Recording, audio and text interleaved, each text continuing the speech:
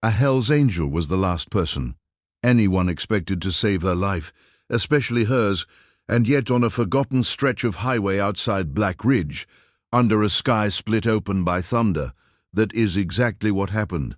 Long before the headlines whispered about unlikely heroes, and before an entire police department was forced to question everything it thought it knew about loyalty and labels, there was only a storm, a wreck patrol SUV, and a man most people crossed the street to avoid. The desert wind howled across State Route 67 just after midnight, rain slashing sideways across the asphalt when the deep, unmistakable rumble of a Harley-Davidson cut through the darkness like a warning.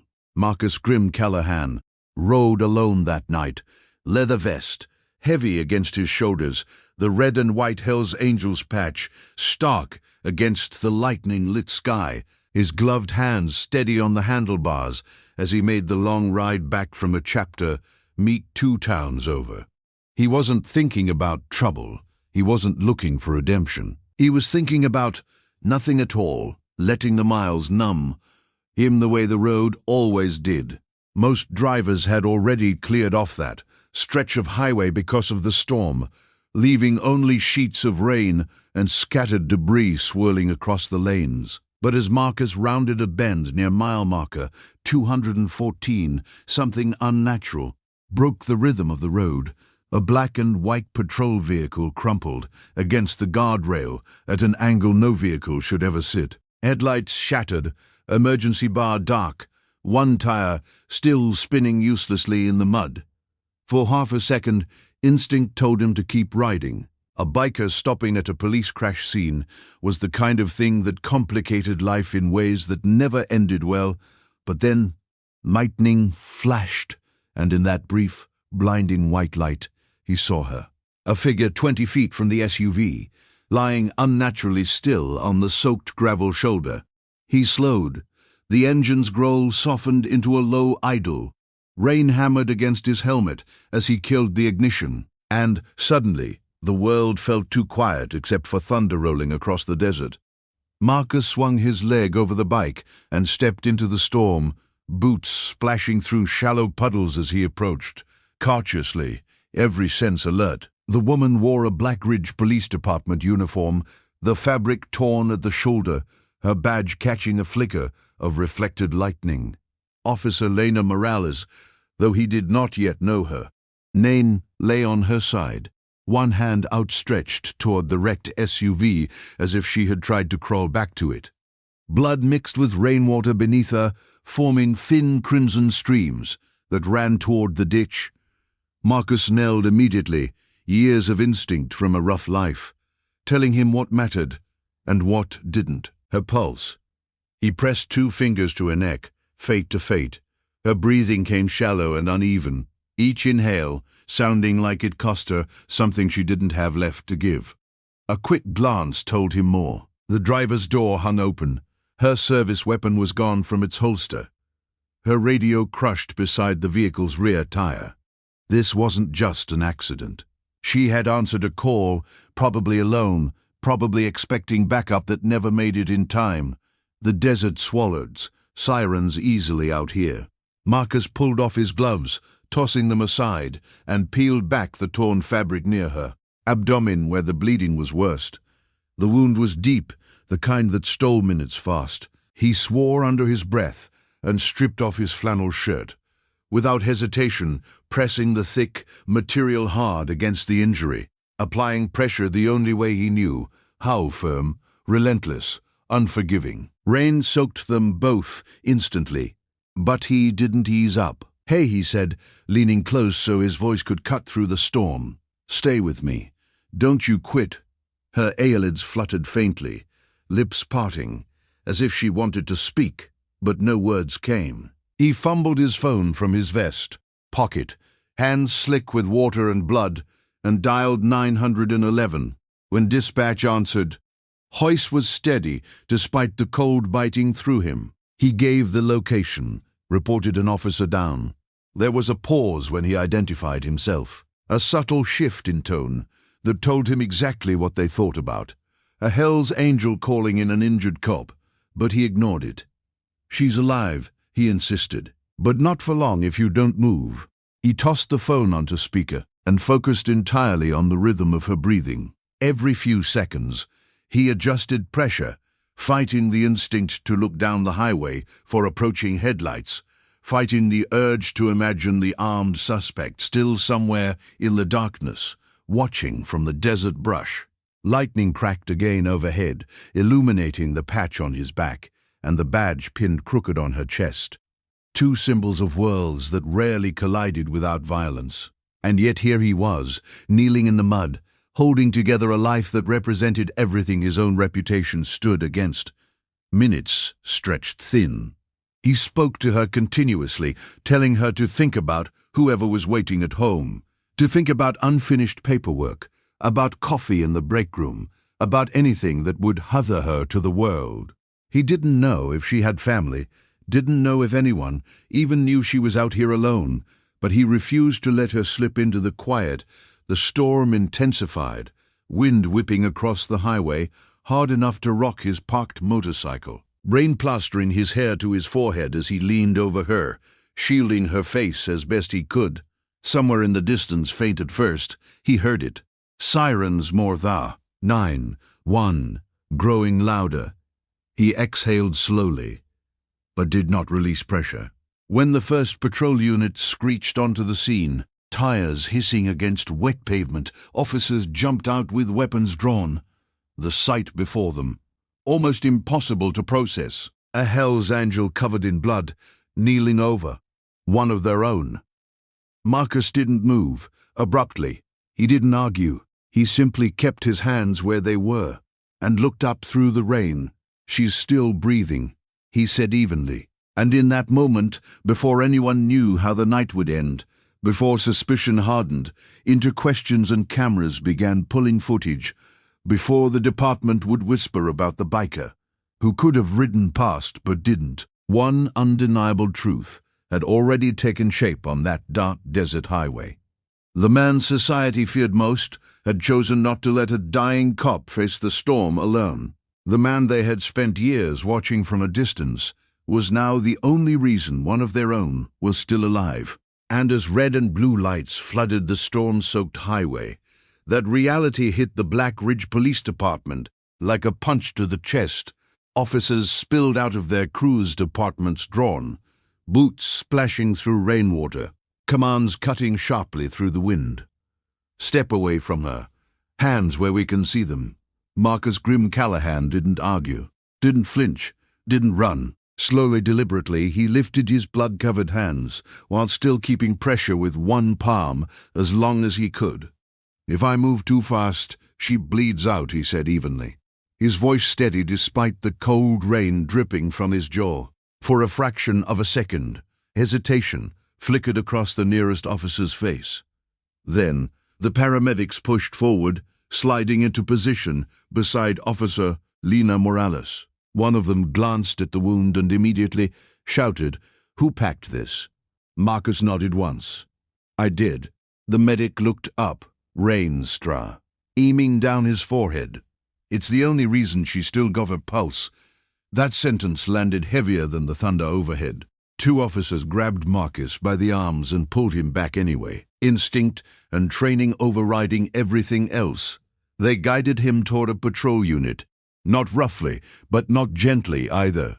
He didn't resist. He simply watched as paramedics worked frantically over Lena's motionless form, cutting away more of her uniform, securing oxygen, starting 4 lines, with movements sharpened by urgency. Her face was pale beneath the flashing lights, lips tinged blue, chest rising, shallowly, under the oxygen mask. BPs, crashing. Someone shouted, "Load her up." The stretcher wheels rattled against broken asphalt as they lifted her into the ambulance.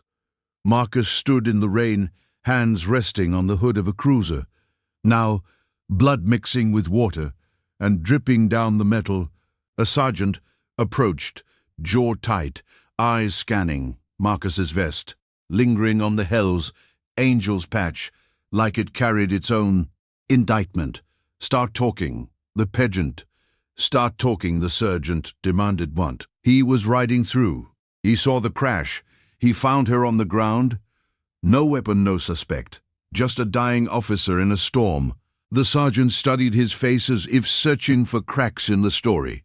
"You expect me to believe you just happened to stop?" Marcus's gaze didn't waver. "Believe whatever you want. Check the traffic cams." And they did, within 30 minutes, while Marcus sat in the back of a cruiser. Not cuffed, but not free either. A patrol lieutenant reviewed highway camera footage from 2 miles back. The grainy black and white feed showed exactly what Marcus described. His motorcycle slowing as it approached the wreck. No other vehicles in sight, no sign of struggle between him and the officer. Timestamp confirmed he had arrived nearly 12 minutes before the first emerge. Ensign called from a passing trucker, who spotted the flashing ambulance lights. Later on, 12 minutes in, which Lena Morales would have bled to death alone on the shoulder if no one had stopped. Back at the scene, rain finally began to ease, leaving behind a heavy silence broken only by radio chatter. Forensics started photographing a wreck, clipped urgent tones. The trauma chief later told the assembled officers in the waiting area that Officer Morales had lost a dangerous amount of blood. The wound had been deep, severing a vessel that would have emptied her in minutes. If whoever found her hadn't applied immediate pressure and packed the wound, the doctor said plainly, she wouldn't have made it through the ride here. The room fell silent. A detective folded his arms, staring at the tiled floor. Another officer muttered under his breath, disbelief mixing with reluctant gratitude. Meanwhile, Marcus sat alone on a metal bench near the vending machines, his cut now sealed in an evidence bag at his feet, having been temporarily taken for documentation. He wore a hospital blanket around his shoulders, water still dripping from his boots. A young patrol officer approached cautiously. "You could have left," she said quietly. Marcus didn't look up at first. "Yeah," he replied. "I could have." The weight of that choice pressed into everyone present. Years of tension between the department and the local Hells Angels chapter hovered like an unspoken history. Traffic stops that escalated or fights, surveillance operations, courtrooms filled with mutual distrust. Yet tonight, the narrative didn't fit the file folders. The biker with a record of disorderly conduct and prior arrests for unlawful assembly had been the one kneeling in the mud, holding together a life that wore a batch. Near dawn, a captain arrived, grey-haired and stone-faced, having been briefed on the situation. He approached Marcus directly. "You understand?" the captain began, carefully. "Why this is complicated." Marcus gave a faint nod. "Always is." The captain studied him for a long moment, before extending his hand, not as a gesture of friendship, but acknowledgement. "She's in surgery, it's touch and go." Marcus shook the offered hand once, firm but brief. "She's tough," he said simply. Morning crept slowly over Black Ridge, washing the desert in pale light as words spread through the department. Text messages buzzed across nightstands. Officers waking up learned the headline before the media ever did. Officer Morales critical, saved by a Hell's Angel. The irony stum and humbled in equal measure. Some refused to comment. Others sat quietly with the uncomfortable truth that bravery had come from a direction they'd spent years expecting danger from. By mid-year morning, confirmation arrived. Lena Morales was out of surgery, alive, stable for now. When the announcement echoed through the waiting area, a collective breath released, eyes turned almost instinctively toward Marcus. He didn't smile. He didn't celebrate. He simply exhaled once, deeply, as if setting down a weight he'd been carrying since midnight. Outside, the storm clouds had finally cleared, but inside Black Ridge Police Department something far less visible had begun to shift. A fracture in assumptions, a crack in hardened to perceptions, because no matter how anyone tried to frame it, the truth stood unmovable.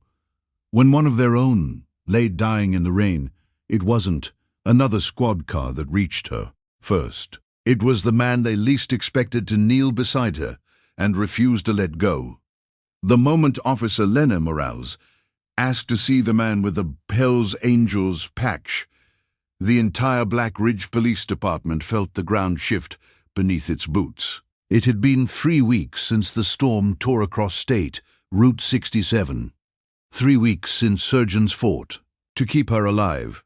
3 weeks of whispered conversations in hallways about the biker who stopped when no one else did. Lena's recovery had been slow but steady.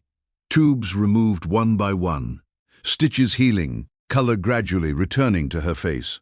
And through it all, fragments of that night replayed in her mind. Headlights cutting through rain. A deep voice telling her not to quit. Warmth in the cold. She didn't remember the crash clearly. She didn't remember losing her weapon, but she remembered the voice. When her captain visited her hospital room with an update on the investigation, the suspect apprehended 2 counties over. Her firearm recovered. Internal review cleared her of procedural fault. She listened, quietly, then surprised him with a simple request. "I want to meet him." The captain hesitated. "Lena, you know who he is." She held his gaze. "I know what he did." That was harder to argue with. Arranging the meeting wasn't simple. Marcus Grin-Callahan had returned to his routine the day after the surgery. Update, refusing interviews, declining offers from reporters who caught wind of the story through scanner chatter. He hadn't saved her for attention. He hadn't saved her to make a statement. When the department reached out asking if he would consider visiting, his first answer was no. "I don't walk into police buildings," he said flatly. History had taught him that much. But when they explained Lena specifically requested to see him, not for publicity, not for a photo opportunity, but privately, he went quiet. A long pause stretched across the line before he finally said, "Hoss, public place." So they arranged it. The afternoon he arrived, he didn't come in with an entourage or fanfare. Just boots, jeans, his leather vest, unmistakable against the sterile white walls. Conversations in the hallway, damned as officers standing guard outside L. Inna's room instinctively straightened. Some recognized him from the highway. Others only knew the patch. For a moment, decades of tension sat thick in the air. Then the door opened. Lena looked smaller than she had on patrol. Hospital gown loose around her shoulders. A faint scar visible near her collarbone, where surgeons had worked to repair internal damage. But her eyes were steady, clear, alive. Marcus stepped inside slowly, hands visible, posture respectful but unbounded. The room fell quiet except for the faint hum of medical equipment. For a second, they simply looked at each other. 2 people from worlds that rarely overlapped, without conflict. Lena spoke first. "You stayed." It wasn't a question. Marcus shrugged slightly. "Yeah." She studied his face as if matching it to the voice she remembered. "You could have written off." He met her eyes. Didn't seem right. Emotion flickered across her expression. Not dramatic, not theatrical, just real. "They told me what you did," she said softly.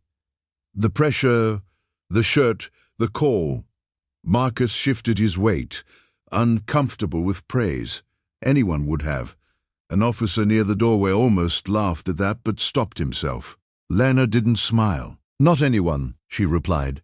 Silence settled again, but this time it felt different, less guarded. She extended her hand slowly, careful of the foreign. After a brief hesitation, Marcus stepped forward and shook it. His grip was firm but gentle, aware of her fragility. In that small, ordinary gesture, something extraordinary happened. Suspicion gave way to acknowledgement, not agreement, not alliance, just mutual respect. Outside the realm, word spread quickly that the meeting was happening. Officers who once would have scoffed at the idea now found themselves curious, even thoughtful. The dead narrative they had grown used to, bikers on one side, badges on the other, didn't fit neatly anymore. Later, when Lena was cleared for light duty and walked back into the precinct for the first time, applause filled the bullpen. It wasn't orchestrated. It just happened.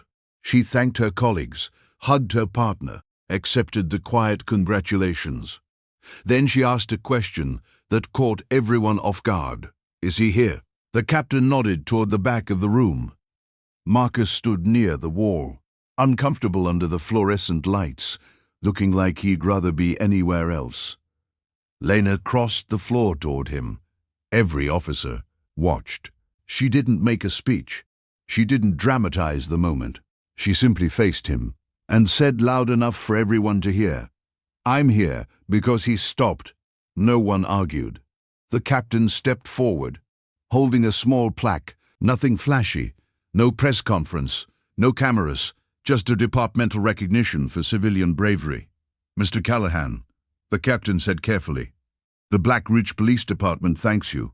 Marcus accepted it with a nod, eyes scanning the room. Some officers met his gaze with lingering skepticism, but most offered something new: respect. It didn't erase old conflicts.